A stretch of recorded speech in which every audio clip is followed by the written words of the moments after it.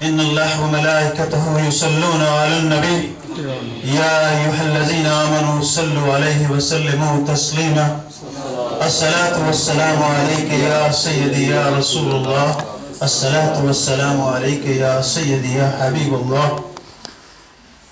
میرے محترم پیر و مرشد اور عزیز ساتھیوں، السلام علیکم. صاحب خانہ کو بہت بہت مبارک ہو کہ ہمارے مرشد پاک یہاں تشریف لائے. ان کی سرکردگی میں یہ محفل میلاد پاک منعقد ہو رہی ہے. ہم بڑے خوش قسمت ہیں الحمدللہ، ہم سب کو اس میں شرکت کا موقع ملا، اور دعا کرتے ہیں کہ مولا کریم یہ سرزمین جہاں پہ بیٹھ کے ہم تیری اور تیرے پیارے حبیب صلی اللہ علیہ وسلم کی پیاری گفتگو اور ذکر پاک کر رہے ہیں، اس کو ہمارے لیے روز حشر گواہ بنا دے، ہمارے لیے بخشش کا سامان بنا دے. مجھے مختصر وقت دیا گیا ہے. الحمدللہ پیر و مرشد کے ساتھ پورے انگلینڈ کا دورہ ہو رہا ہے، ابھی چل رہا ہے. اس دوران یہ موقع ملا، بڑی خوش قسمتی میری تو میں سمجھتا ہوں بلکہ سب پیر بھائیوں کی بڑی خوش قسمتی ہے. جہاں جہاں گئے آقا کریم صلی اللہ علیہ وسلم کے تذکرے، آپ کی باتیں، آپ کا پیغام پہنچاتے رہے. یہ بہت بڑی تبلیغ ہے، یہ تبلیغی مشن بھی ہے. کسی کو برائی سے روکنا بڑا مشکل ہے. تبلیغ کے دو حصے ہوتے ہیں، ایک ہے اس کو نیکی کا حکم کرنا، نیکی کی بات کہنا کہ نماز پڑھو، زکوٰۃ دو، حج کے لیے جاؤ، لیکن دوسری طرف برائی سے روکنا وہ خاصا مشکل ہوتا ہے. حرام چیزوں سے روکنا، گناہ سے روکنا، یہ خاصا ٹائم لیتا ہے. بہرحال اس کا بہترین طریقہ یہی ہے کہ آقا کریم صلی اللہ علیہ وسلم کی محبت جو ہے دل میں جاگوزی کی جائے. قرآن پاک میں ارشاد پاک ہے لَقَدْ جَاءَكُمْ رَسُولٌ مِّنْ أَنفُسِكُمْ عَزِيزٌ عَلَيْهِ مَا أَنِتُّمْ حَرِيصٌ عَلَيْكُمْ بِالْمُؤْمِنِينَ رَءُوفٌ رَحِيمٌ. کہ بے شک آپ میں وہ رسول آئے جو آپ کی بھلائی کے انتہائی چاہنے والے، اس معاملے میں حریص ہیں اور بڑے رؤوف اور رحیم ہیں. اس میں کوئی شبہ نہیں میرے بھائیو. آقا کریم تشریف لائے اس کائنات میں تو آپ کی زبان مبارک پر رب حبلی امتی، کہ اللہ میری امت کو بخش دے. اس کے بعد آپ کا بچپن دیکھیے الحمدللہ کیسا اللہ کریم نے آپ کو کیسے کیسے معجزات عطا کیے. حضرت حلیمہ سعدیہ رضی اللہ تعالی عنہ کے بیٹے بیان فرماتے ہیں، اپنی والدہ کو بتاتے ہیں کہ ہمارے یہ بھائی جہاں جہاں جاتے ہیں خوش گھاس ہوتی ہے، اس پہ قدم رکھتے ہیں وہ سبز ہو جاتی ہے، اور جہاں دھوپ ہوتی ہے بادل آ کے اس سایہ کرتے ہیں اس جگہ پہ آقا کریم جہاں موجود ہوتے ہیں. اور جو وحشی جانور ہیں وہ قدموں میں آ کے سجدہ کرتے ہیں، حتیٰ کہ جو بکریاں وہاں چل رہی ہوتی ہیں وہ بھی آپ کی طرف پیچھا نہیں کرتی. اور جہاں پانی پلانا مقصود ہوتا ہے جانوروں کو، وہ پانی خود بخود اوپر آ جاتا ہے جہاں آقا کریم موجود اور تشریف فرما ہوتے ہیں. یہ جو میں نے آیت پاک پڑھی دیکھیں میرے بھائیوں، ہمارے آقا کریم صلی اللہ علیہ وسلم خانہ کعبہ شریف کے پاس کھڑے ہیں. ہمارے پیر و مرشد نے بھی یہ واقعہ ایک دفعہ سنایا. میں آپ کی کریمی، رحیمی اور رؤوف ہونے کی یہ بات عرض کرنے لگا ہوں، ذرا غور سے سنیے گا. آپ کو بڑا معزز اور بڑا پیارا تھا خانہ کعبہ شریف. اللہ سے مانگ کے لیا یہ قبلہ، آپ کو پتہ ہے آپ کی خواہش تھی، اللہ نے پوری فرمائی. جو آپ چاہتے ہیں دل میں تمنا ہوتی ہے، چونکہ اللہ کا وعدہ ہے والا سوفا یؤتیک ربک فترضی، آپ کا رب آپ کو راضی کرے گا. تو آپ خانہ کعبہ شریف کے پاس کھڑے ہیں اور فرما رہے ہیں اے کعبہ تو مجھے بہت محترم اور بہت پیارا ہے، لیکن میرے ایک امتی کی جان، مال، آبرو جو ہے وہ تجھ سے بھی زیادہ مجھے پیاری ہے.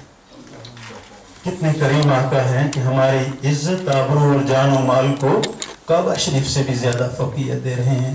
پھر آپ نے طواف فرمایا خانہ کعبہ شریف کا ایک دفعہ، اور جیسے ہمیں حکم ہے کہ طواف کے بعد آب زمزم خوب سیر ہو کے پیو، سب کو حکم ہے، اور آب زمزم پیتے ہوئے جو دعا مانگی جائے وہ بھی قبول ہوتی ہے. آپ اس زمانے میں ظاہر ہے وہ کنویں سے نکالا جاتا تھا، ڈول شریف میں پیا جاتا تھا.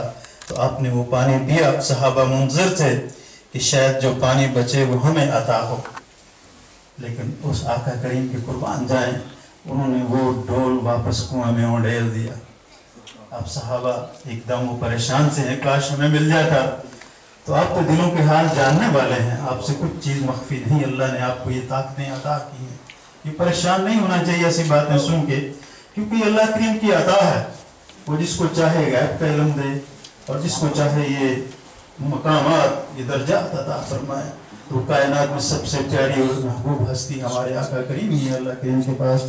तो आपने इरशाद फरमाया, मेरे सहाबा मुझे मालूम है तुम्हारी ख्वाहिश थी कि मुझे हमें ये पानी बचा हुआ जो आपके हाथ आ हो जाता, लेकिन मेरी नज़र आज से हज़ारों साल बाद मेरी उम्मतियों पर है कि उनको भी ये हिस्सा मिल जाएगा, मेरा बचा हुआ पानी उन तक भी पहुँच जाएगा। तो आप तो अभी जिंदा हैं, सबको हो सकता है फिर मौका मिल जाए, लेकिन वो मेरे उम्मती जो आज यहाँ फ्रांस में भी बैठे हुए हैं, कल मदीना पाक मक्का पाक की हाज़िरी के लिए जाएंगे तो आका करीम का वो बचा हुआ पानी उस कुएं में शामिल है, वो हमें अता होगा, उसकी बरकतें और रहमतें हमें अता होंगी। तो मेरे भाई और दोस्तों, कितने करीम आका थे जो हमारा कितना ख्याल रखते थे आने वालों के लिए भी। तो यही पैगाम है हमारे मुर्शिद पाक का। हर बंदे को चाहिए जो नहीं की तरीक़त में शामिल हुए कि किसी भी तरीक़ा सलासल जो है उसमें ज़रूर शामिल हों, इससे रूहानी बरकतें आती हैं और अल्लाह ताला आपको एक लड़ी में परोता है और सीधी मदीना पाक की तरफ राहें खुलती हैं। और मोहब्बत, मैं एक वाक़या छोटा सुनाना चाहता हूँ कि जिन्होंने महमूद गज़नवी रहमतुल्लाह अलैह 16 हमले किए, हिंदुस्तान पे फतह ना हो सका सोमनाथ का मंदिर। 17वें हमले से पहले किसी ने मशवरा दिया कि जनाब हज़रत अबुल हसन खरकानी रहमतुल्लाह अलैह बुज़ुर्ग हो चुके हैं, उनके पास जाइए, उनसे दुआ कराइए। आप उनके पास हाज़िर हुए, अर्ज़ की, आपने अपना जुब्बा मुबारक अता फरमाया कि ए महमूद गज़नवी, जब तुझे मुश्किल हो, परेशानी हो तो जुब्बा रख के सामने अल्लाह की बारगाह में दुआ करना, अल्लाह तुम्हें फतह अता फरमाएगा। 17वां हमला किया सोमनाथ मंदिर की फतह के लिए, हिंदुस्तान की फौजें इर्दा गिर्द हैं, परेशानी का आलम हो गया महमूद गज़नवी को। सोचो मैं है क्या करूं, भूल गया उस जुब्बे को, लेकिन किसी ने बाजू झंझोड़ा, तो महमूद तुझे तो वो जुब्बा अता हुआ था। फौरन याद आया, वो निकाला, सामने रखा, नमाज 2 रकअत जो है वो नीति नमाज पढ़ के उस जुब्बे की तुफ़ैल दुआ मांगी अल्लाह करीम की बारगाह में। तो अल्लाह करीम ने उस जुब्बा की बरकत से महमूद गज़नवी को फतह अता फरमाई। और आपको याद है सोमनाथ का मंदिर कैसे तय किया। जब आप वापस बारगाह में पहुँचे, शुक्रिया अदा करने तोहफ़े तहफ़ लेके जनाब अबुल हसन खरकानी रहमतुल्लाह अलैह की बारगाह में, तो उन्होंने पूछा, महमूद तुमने क्या दुआ की थी? उन्होंने बताया कि मैंने फतह की दुआ की थी। तो आप थोड़े से जलाल में आए, फरमाने लगे, ऐ महमूद, अगर वो जुब्बा सामने रख के अल्लाह की बारगाह में ये दुआ करता कि मौला करीम पूरी कायनात में इस्लाम का बोलबाला फरमा दे, फैला दे, तो अल्लाह तेरी इस दुआ के सदके सबको मुसलमान भी कर देता। तो ये मेरा मतलब बताने के है कि मुर्शिदान करीम जिन सिलसिले से प्रोए होते हैं, ये ऐसे छोड़ नहीं देते, कभी आप भूल पे जाएं तो बाजू झंझोड़ भी देते हैं और इनकी बरकतें रहमतें जो हमें अता होती रहती हैं। गुनाहों से बचने का एक बहाना मिल जाता है, वक्त नहीं, दिल तो करता है आप लोगों से बातें करते जाएं। बहरहाल ये पहला दौरा हमारा भी फ्रांस का, अल्लाह करे आप लोग इसी लड़ी में पुरे रहें, फिर मौका मिले बातें करने का। दुआ करता हूँ मौला करीम हमें इस महफिल का सदका सबको अपने प्यारे हबीब की प्यारी मोहब्बत अता फरमा। अल्हम्दुलिल्लाहि रब्बिल आलमीन।